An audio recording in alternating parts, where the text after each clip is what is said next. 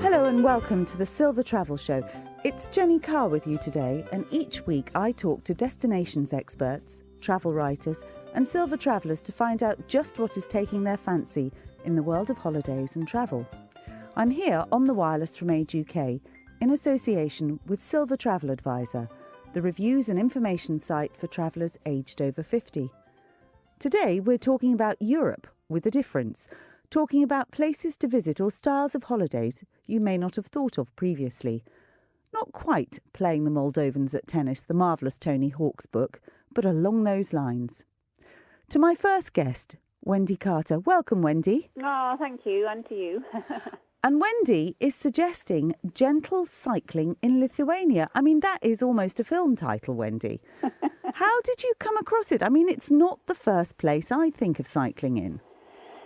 No, well, it is a bit unusual, and to be honest, actually, that was one of the things that appealed to me. I mean, when I didn't know much about the country, I do have a friend whose parents came from there. They're German, and they fled in a horse and cart at the start of the war.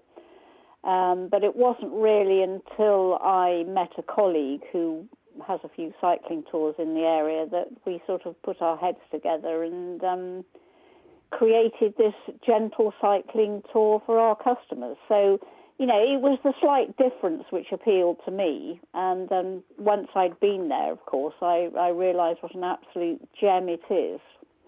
So what is it that's so gemful, as it were, that made you decide to feature it? Well, it's just that it's different. I mean, obviously it's Europe these days, but it's pretty much Eastern Europe. But it's got, you know, all the elements of a good cycling holiday. So it's got coasts, it's got a very interesting history, lots of variety, and it's very individual. I mean, the Lithuanians are fiercely nationalistic, particularly since they gained their independence from Russia. That sort of heightened their awareness of their nationality, and so they've really played on that. And in the way they've updated their buildings, in their cuisine, it's just a very individual place, and it is an absolutely beautiful gem on the coast. I mean, inland Lithuania, a lot of it's deadly flat and fairly boring, but the coastal strip, which is where this tour of ours takes place, I mean, is beautiful, very unusual, and just idyllic. Now, it's actually known as the Eurovelo 10, isn't it? It's the part of the Baltic Sea cycle route, much of which is still in preparation, I know. And you've got about 100 kilometres here, but the route is actually 8,000 kilometres that's going to be prepared. Is that right? Yes, it is. Well, I mean, because literally it's going through all the countries that straddle the Baltic. So, I mean, actually, Lithuania and Finland, I think, are the only two countries which have fully developed the bike route. Whereas, the Russians, of course, sort of is virtually non-existent there. The Danes have bits of route, but it's not really all pieced together. The same is true in Sweden. Estonia have done a lot, actually. It's well signposted in Estonia, and there's still a lot to do in Latvia. So, you know, it's going to happen, and actually in a lot of those countries there probably are large chunks of cycle route already there, but they're maybe not signed as the Baltic cycle route, or nobody's sort of pieced the stretches together. So in that sense, Lithuania, Estonia and Finland are a bit unusual in that they've really gone for it. I mean, the Lithuanians were just thrilled that they got all this money from Europe to put down this wonderful asphalted bike path. I mean, they're ecstatic at it. And who wouldn't be? Now, the route goes along, I think it's the Curonian Spit, right?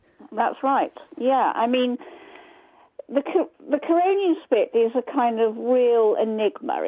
It's about 60 miles long, and at its land end, its southern end, it's actually attached to an enclave of Russia, and the northern half of the Spit is Lithuanian. So you've got this interesting dilemma. It's Russian in the south, just over the border there, and Lithuania in the north. But one of the reasons it's UNESCO listed is because just the sheer size and scale of these dunes. I mean, I think they're the highest dunes in Europe. They're, the highest is almost 200 feet, and the sort of average height is 100 feet. And it's just such a vast area. So you've got, even within the dunes, you have ridges and valleys.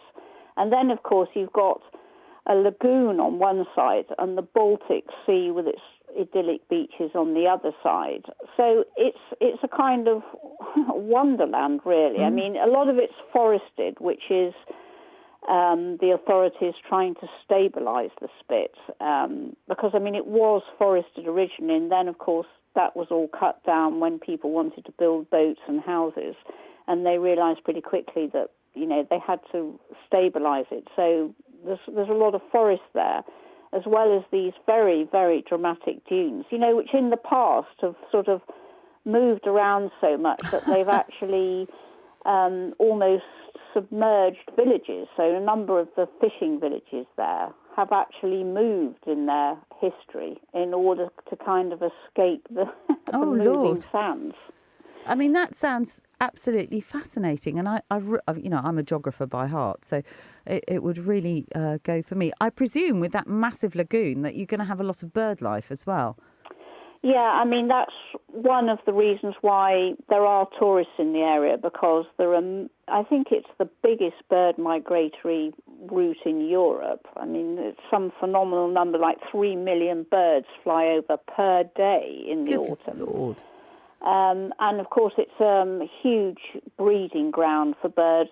There's a lot of red-listed species there, like the white-tailed eagle and that sort of thing. So there are a lot of bird stations, bird ringing stations, and a lot of people who go there on holiday with their binoculars for that reason, yeah. So preferably don't use the binoculars when you're cycling. That's not advised, is it? Have a stop and then a look. So you can't miss all these bird stations. There's quite a few of them on the bike path. Right. So it's a moderate route because we're talking flat. But what I'm interested in is accommodation. I mean, is it pretty basic, or is it a sort of similar standard to the UK? Presumably you haven't got the Hilton and the Sheraton. No, not in the coastal strip. No, I mean, the hotels are as they would be here. So in Klaipeda, the main town, they're quite sophisticated, and we put people up in a converted former mill. And then as you get down into the more rural sort of delta areas nearer the Russian border, where it is more rural, then the accommodation reflects that, and it's a bit more simple. But it's what you'd find in this country in Northumberland. It's high, good quality stuff with ensuite bathrooms and all very characterful. And the same on the Spit. I mean, that's been a tourist area for many years. So, they know what sophisticated Western Europeans like. Well, that's good to hear. Now, what about luggage? Is this transported between the hotels, or have you got big panniers on the bikes? No, I mean, we do give people panniers just for what they want for the day, but we obviously move their luggage. Yeah, that's all part of the service. Okay. And the bikes, what sort of quality are they? I mean, you don't bring your own, do you? No, we provide bikes. I mean, they're hybrid bikes. They're very comfortable, sort of slightly sit-up-and-beg jobs, new or one-year-old bikes. So they're all in pretty good nick, and they're all well-maintained. So they're comfortable numbers for a gentle cycling ride. Jolly good. Nobody wants a sore seat, do they? Outside of Vilnius, presumably Lithuania is fairly new on the tourist map. I mean, what have we got there in terms of currency, ease of communication with people speaking English, that kind of thing? Well, actually, the coast and the Spit have been tourist areas since, the late 1800s. So they're very familiar to Scandinavians and particularly Germans. I mean, the currency currently is the litas, which actually, they were supposed to be moving over to the euro this year, but it's been stalled, in fact, to 2015. So with the litas, I mean, it's very, very good value. In terms of, I mean, all the young people speak exceptionally good English, and they want to speak English, and they're quite entrepreneurial and outward looking. So that's not really an issue. I think when you get into the rural areas where there are more older people, they're slightly less English spoken, but I certainly never found it a problem. I mean, it is a tourist area, right, albeit on a small scale, so you're not going to get stranded. Well, that's good to hear.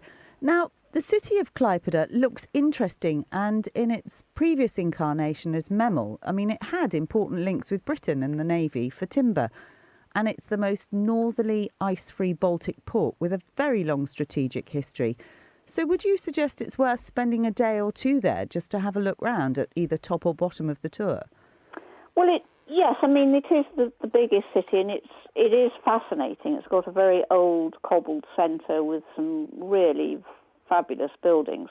I mean, our tour actually spends 3 nights there anyway, two at the beginning and 1 at the end, so I think you'll get a pretty good feel of the town from that. I mean, if I had extra time, I would think I would either spend an extra night or so on the spit in somewhere like Nidda, which is a very characterful little town right down there on the lagoon with, that's a sort of chill-out thing. If you wanted something a bit more sophisticated, I'd probably spend a bit more time in Vilnius, which is probably where you'll get the cheapest flights into Lithuania from this country.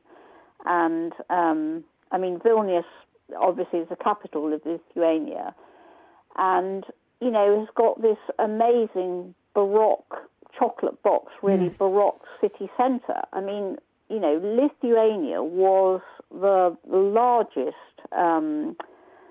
country in the 14th century Europe. So, I mean, it's full of fantastic treasures. It's got a whole Jewish sector. Very, very interesting city and a lot to see there, as well as a lot of modern development. So either of those two, or in fact both, if I was going to Lithuania. If you're going to spoil yourself, Wendy. Difficult choice. I did both.